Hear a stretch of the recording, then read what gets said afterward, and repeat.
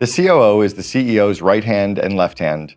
To be most successful, they need to be able to pick up where the CEO leaves off at any given time.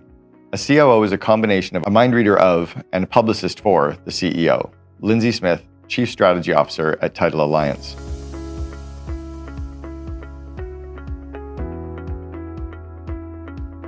Chapter 3.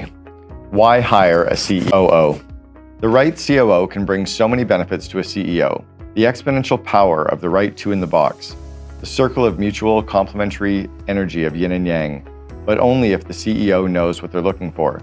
Before you know what you need from a COO, you need to understand the kind of CEO that you are, who you are, what you do, and what skills you need to bring to the mix. An activity inventory. CEOs aren't always given to self-reflection, but that's where finding the right second in command starts. It might not be an appealing prospect, but thinking of it this way, hiring a COO is going to make your business better, make your life better, and make you better.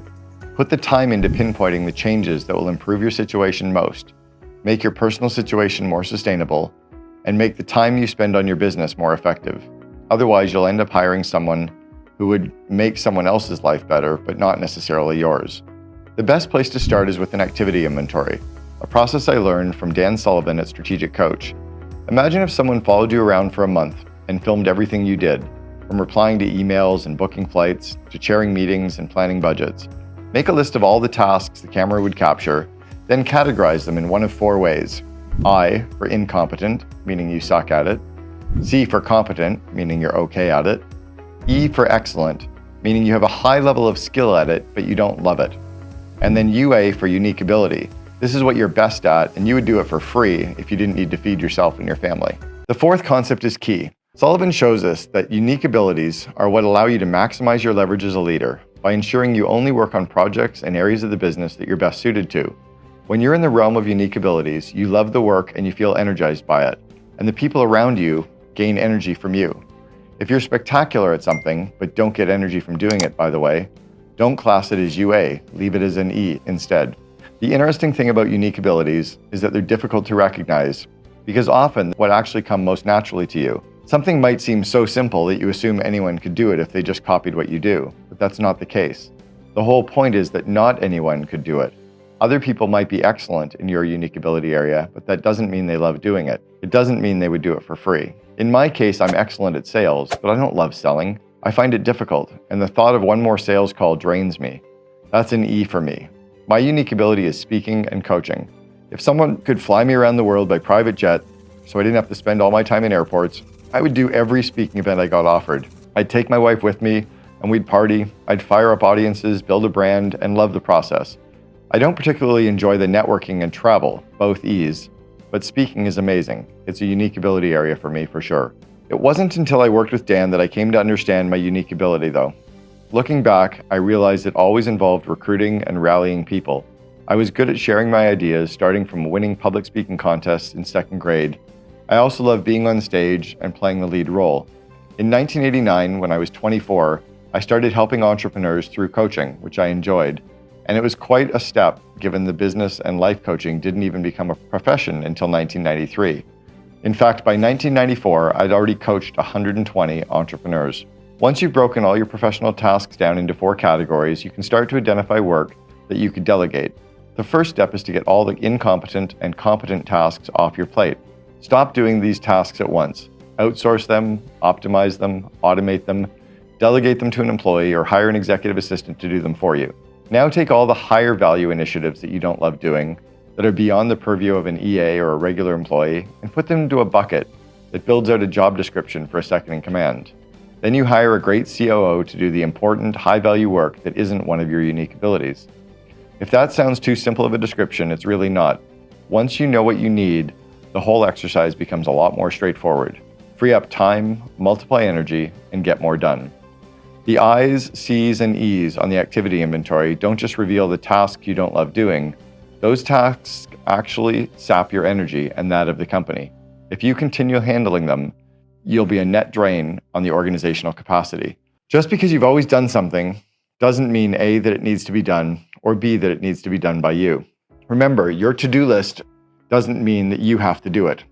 Identify what drains you.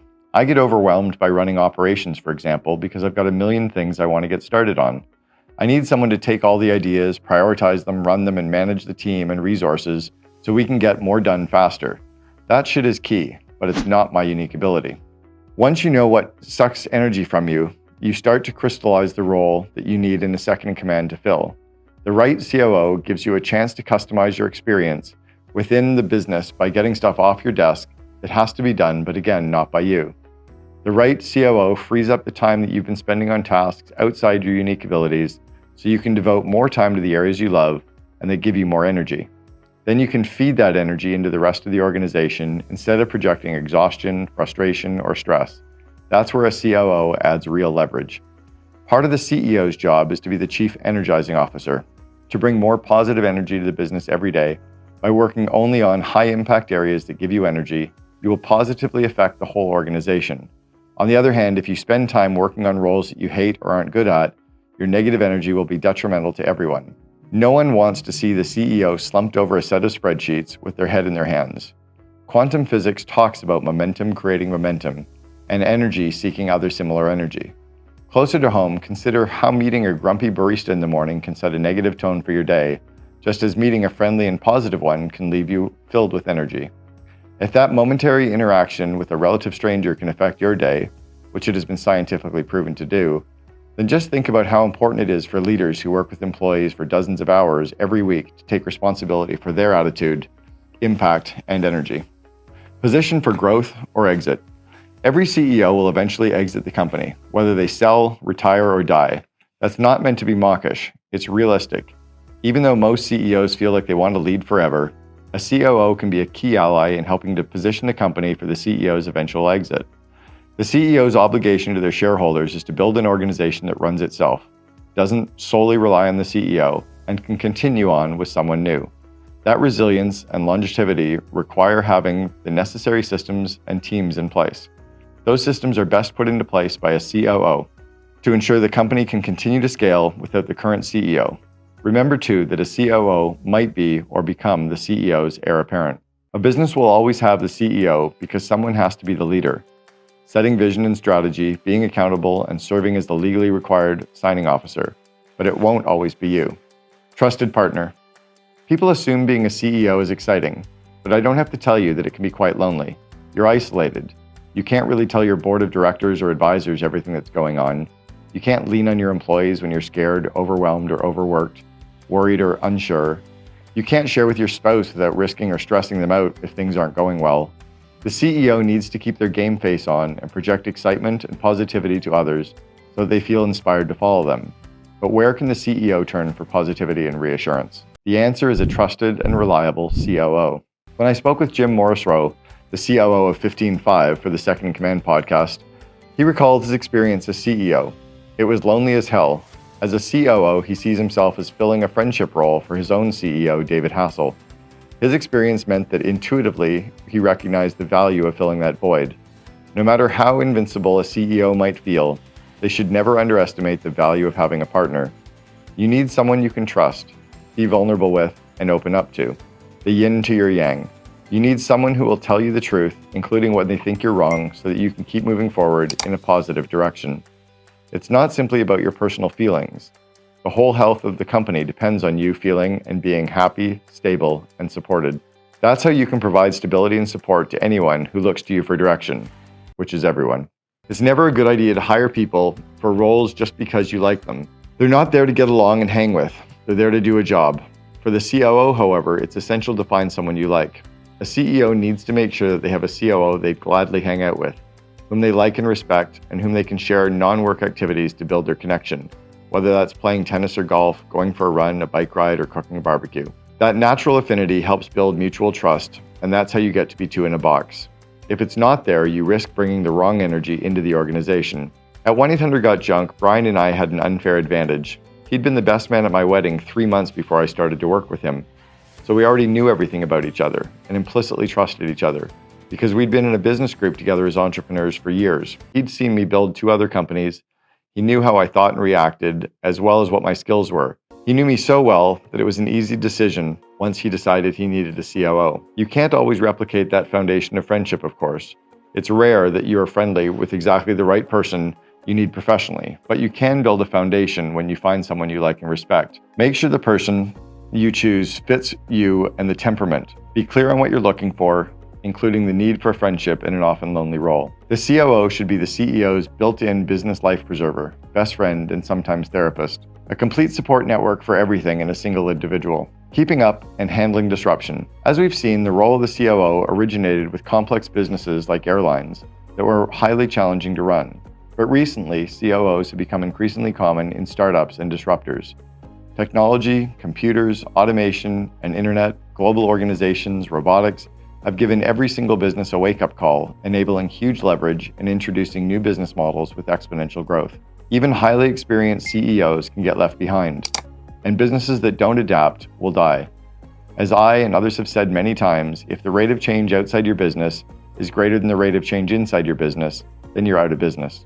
The COO must not simply understand the rate of change, they must also embrace it and get out ahead of it. That's where youth can be an advantage. I was a second in command for the first time at age 33. Today, our youngest COO Alliance member, Julia Gordy, at 26. Younger COOs tend to have impressive strength in technology, automation, and digital marketing, even though they often have room to grow on the people side of the business, such as hiring, aligning teams, onboarding, building consensus, and conflict management. That's fine, they can develop these skills quickly. I find it fascinating to watch kids play video games like Minecraft because the games are all related to the way that work gets done in real life. Collaborating as a team, talking remotely with people around the world, dividing tasks, project planning, delivering asynchronously. Young people understand the new ways of working. If you want your business to succeed, you need to understand as well. In the past, people showed up to work at 9 a.m., left at 5 p.m., but now many people can work at any time over a 24-hour period and in multiple time zones. They don't have to be in an office, they can work from anywhere around the globe. In fact, I'm currently sitting in Denmark, running the COO Alliance from Europe, and proofreading this chapter in a cafe. When harnessed successfully, these changes massively leverage the power of the COO, and therefore the CEO. The CEO is often learning at the same rate as the COO. Entrepreneurial CEOs in particular may have an oh shit moment when they realize their business is by far the biggest endeavor they've ever undertaken. Maybe the company started as an idea with a friend, but then every day it's a little bit bigger than the day before, and eventually they realize they need help. When I became involved with Brian, disruption had just emerged as a business model. We brought a new spin to an old industry.